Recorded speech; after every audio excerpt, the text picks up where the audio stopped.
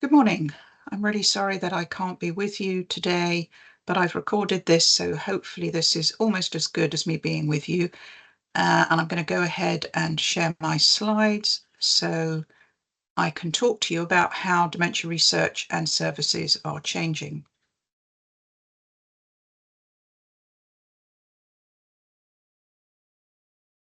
So first of all, my name is Vanessa Raymont. I'm an associate professor at the University of Oxford and work with Claire and the team within the Oxford Brain Health Clinic.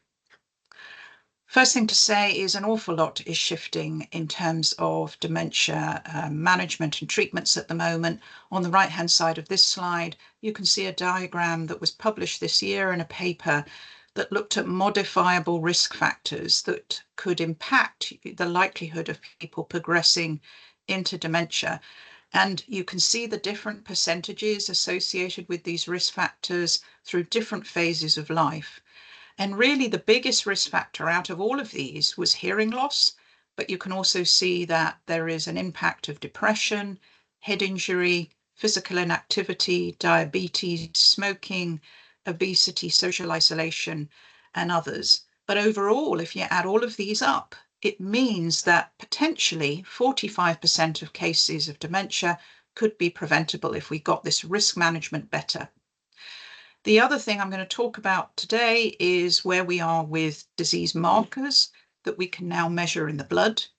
And also, as you may well be aware, we finally have drugs that seem to modify things like Alzheimer's disease, and there are many more drugs in the pipeline. And because of this, I think public expectations are shifting about how we diagnose diseases that can cause dementia and how we manage them, which is all good news. And the first two drugs, as I said, were approved in the last year to modify Alzheimer's disease. They're not yet available on the NHS, but we think they will be soon. And a lot of the charities involved with dementia have emphasised the need for a more early and accurate diagnosis. And Alzheimer's Research UK is one of those, and for a number of reasons. Having a better and more accurate diagnosis allows you to access this opportunity potentially for personalised care and support. It enables people to plan ahead and improve their brain health, and also to access some of these new treatments and risk management. And finally, I think it gives people more control over their own care and their own lifestyles when they want to have it. This diagram is something that you may well have seen already this morning and certainly gets shown at a lot of talks about dementia. What it demonstrates with these lines is the fact that when people start to actually present with memory problems, and that's represented on the bottom axis towards the bottom of this slide by mild cognitive impairment and dementia, some of these changes in the brain are already well underway. So you can see the dark green line represents clinical function, so memory problems, and the purple line memory problems, sorry. But these red lines and blue lines that demonstrate the changes in amyloid and tau, two of the big proteins we know that are important in Alzheimer's disease, have already started changing probably decades before people actually get memory problems. And so if we're going to look at how we could potentially prevent some of these diseases progressing, like Alzheimer's, we probably want to target either in that prodromal phase where people have mild cognitive impairment, or possibly even earlier when people are cognitively normal, so-called preclinical stage. And this collectively means secondary prevention. So there is disease there in the brain, but we're trying to stop it progressing. And maybe in time we'll move towards primary prevention, so actually stopping things like Alzheimer's occurring in the first place. So the vision that we think we're getting close to now is prevention. So people may be given a probability of things like marker changes of those changes in the brain, probability of further cognitive decline and dementia. So you'll actually maybe get a prognosis, a likelihood of developing these problems rather than a diagnosis. So what do we need to do that? Well, the first thing is we need to identify people that are most at risk of having these diseases. We need to understand their risk factors, some of the things I've already mentioned. And probably we won't be talking about cognitive impairment necessarily, but a cognitive profile. And then we need to look for these markers, so-called biomarkers of evidence of disease. And overall, it maybe we'll be looking for a score that puts all of this information together. Once you've identified people, well, then you need to tailor the treatment and modify those risk factors and enhance protective factors that we know exist, like increasing social and mental activity. And then it could be that we'll have very specific drugs for different stages of the disease through the lifespan. But if we're going to look at treatments earlier on, how do we measure whether they're making a change? Because if people don't have significant memory problems, traditionally the change in memory is how we would measure success. So it could be we're actually going to look at how cognitive profile changes, whether these markers in the brain normalize, and overall whether your risk of dementia decreases. Now, this is a really busy slide. I'm not going to go into it in detail, but what it emphasizes is that one of the things that's shifting a lot in research is around biomarkers of things like Alzheimer's disease. And back in the 1990s, you can see at the top of this slide, we started being able to test things like amyloid and tau, these two key proteins, through CSF, through spinal fluid, and having a tap of spinal fluid by popping a needle into the bottom of the spine. And around 2018, there was a formal system put into place that looked at how we diagnosed Alzheimer's disease using these markers. But as you can see on the right-hand side of the slide, we're now at the point where we can measure some of these things in blood, which makes a huge difference and means these tests are much more accessible to people. And again, this busy slide is from a paper that came out last year, published by the Alzheimer's Association in the US.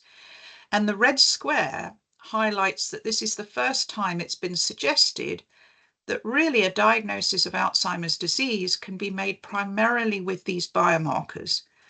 And that's a real shift because previously we've always mainly looked at clinical symptoms. Now, just to emphasize, this doesn't mean that we're diagnosing people only with blood tests, but they are becoming good enough that we can primarily make the diagnosis with the aid of blood tests or CSF testing or special scans like PET scans. And you may have seen some news just in the last year about new blood trials in the UK for blood markers. So there was a big press release in April, and just a couple of weeks ago, here in Oxford, we launched the study that is looking at the benefit of blood tests to gauge risk of dementia. And these are the 4 groups of blood biomarkers that we're really interested in at the moment. So I've already mentioned that 2 of these are focused on proteins we all have in our brains, amyloid and tau, you can see at the top. We're also interested in inflammation in the brain because that also seems to be a driver for Alzheimer's disease, and also what we call neuronal degeneration, so markers that tell us how quickly the brain cells may be affected by disease. And you can see that there's a number of markers here that we're looking at, not just one, not just 2, and probably a group of markers is what's going to be most effective at being able to identify people at risk and then track what happens over time if we give them new treatments and interventions to try and modify that risk. And of course, there's other biomarkers other than these proteins. So genetics is one. There is a genetic marker called ApoE4 that seems to be particularly connected to Alzheimer's disease. Brain scans themselves can be used as markers by looking at subtle changes. And then what we call digital biomarkers. So this is things like things that track your movement using your smartphone or by having a device that you wear. Things that look at your sleep pattern. These are the types of things that we're realizing could be early markers of dementia or diseases that can lead to dementia. But there are questions. When and where do we use these? Should we primarily focus on people who already have memory problems or earlier on? And so which tests should we use if people have symptoms or not? And do people want to have this level of certainty about diagnosis early on before they have memory problems? And because of that, how are we going to communicate the results? If we're talking about risk of developing dementia even before you have memory problems, how much information do people want and how should that be represented? In the same way that we used to talk about risk of developing COVID, it can be quite difficult to describe that. And then it's likely probably combining some of these biomarkers is the best way to go. But how do we do that? And we have to recognize that we still lack a lot of information, particularly in the very elderly, people with heart disease or kidney disease, certain ethnic groups, and other forms of dementia that are not Alzheimer's. And finally, as I've mentioned, it means we may need a group or panel of biomarkers to make most effective. And this is just a summary of that study I mentioned that we've now launched in Oxford that will be taking place across the UK. This is a new 5-year programme to establish the clinical benefit of blood biomarkers in Alzheimer's and other causes of dementia in memory clinics across the UK. So we've just started with what's called an observational study, which means people just have a blood test in order to establish this group of biomarkers. We're particularly interested in recruiting people from minority ethnic groups and with some of those other medical problems like heart and kidney disease, and then also people who aren't really engaged with services. Then we'll take the information from that part of the study and feed it into a trial to examine the effects of having your biomarker information or not on things like your quality of life and your accuracy of diagnosis. And the hope is at the end of this, if the information is good, we will be able to roll these blood tests out across the UK, and particularly looking at new test exploratory biomarkers as they come along. So we develop an infrastructure to do this at scale. And I'm just going to finish off by talking about some of the new drugs that have been approved, where we are with those. So some of you will have heard of lecanemab. This was the first drug that was approved in the UK back in August last year, and the first approved what's called disease-modifying treatment for Alzheimer's disease. So what this means is it seems to really modify the disease in the brain in a way that may be sustainable beyond the time you have the treatment. And it's actually one of the first of these types of drugs in a range of what we call neurodegenerative diseases. So things like Parkinson's disease would be included in that. And in the trials, what this drug did was reduce the protein amyloid in the brain over 18 months to levels below those you would be needed to actually get into the study. So that's really significant. But what's really important is this seemed to be associated with a 27% slowing of cognitive decline. So this was the first time a drug not only had effect on protein in the brain, but also effect on cognition. It also led to a 56% slowing of decline in quality of life. So this doesn't cure the disease, but it seems to significantly slow it down. And it's estimated this may mean, in effect, an extra 5 months of extra time before reaching the same cognitive point you would have without the drug, which doesn't sound like a lot, but it's a really important first step. But there are significant side effects to this drug and other similar drugs that we called amyloid-relating imaging abnormalities that need to be monitored with MRI scans. And this drug is given through an intravenous infusion. So they're quite difficult drugs to take with lots of potential side effects that mostly go away, but still need to be managed. And this is one of the reasons why NICE did not approve the drug. So it's not yet available on the NHS, but we think that may change and it may be available in some centres first to try and gather more information. The next drug that was approved in October was called donanemab. And again, this seemed to dramatically reduce amyloid in the brain, slow down memory decline by more than 20%. It also seemed to slow decline in ability to do day-to-day activities, and the data seems to suggest the earlier you take it, the greater the benefit. The other thing is that it started to show whether people who have this certain levels of the other protein that's important in Alzheimer's, tau, were particularly responsive to this drug. And the really important thing in the trials for this drug was that once amyloid was reduced to a certain level, the drug was stopped. And it looks like the amyloid remained lower for more than a year. So this starts to tell us whether we need to continue to take these drugs or whether we could stop them after a period. Again, this drug is not yet available on the NHS. It was approved by our regulators in the UK. So it's a really important first step.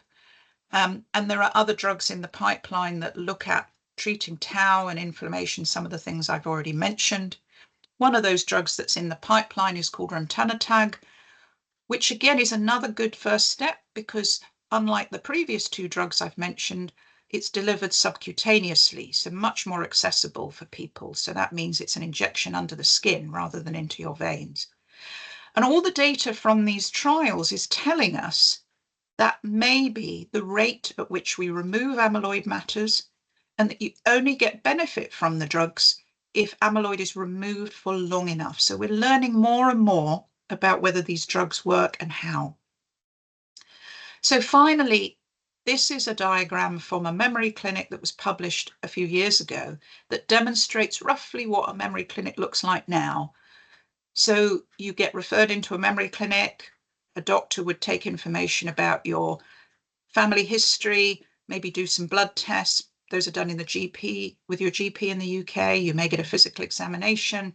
And then in the memory clinic, you get some cognitive tests and probably some brain imaging like a CT or MRI scan. Some clinics are starting to do biomarkers, whether it be with PET scans or lumbar punctures, and then you're offered some treatments if appropriate and support with lifestyle changes. But this very busy slide is what we think we're going to be looking at in the future. And I'll just ask you to look at the top of this slide where you go through the same stages of having memory tests. You ask questions about your family history and activities of daily living, and you have some probably a PET scan.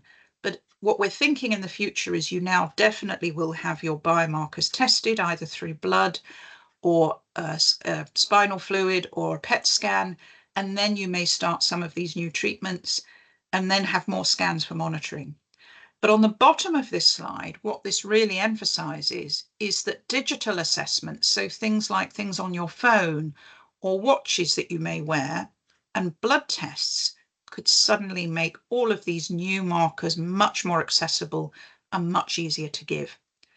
So the important thing is that services will be changing over the next few years, driven by these new markers that we may have available in blood and new drugs, as well as how we can manage risk factors.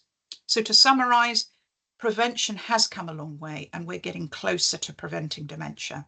And how we diagnose diseases is changing. And these new biomarkers and new ways of doing them are a huge opportunity. We have more treatments available now than we did 20 years ago, and we're also closer to being able to do personalized risk management with a lot more people, so we can reduce their risk of getting dementia. But we recognize a lot of people still don't get a diagnosis at all.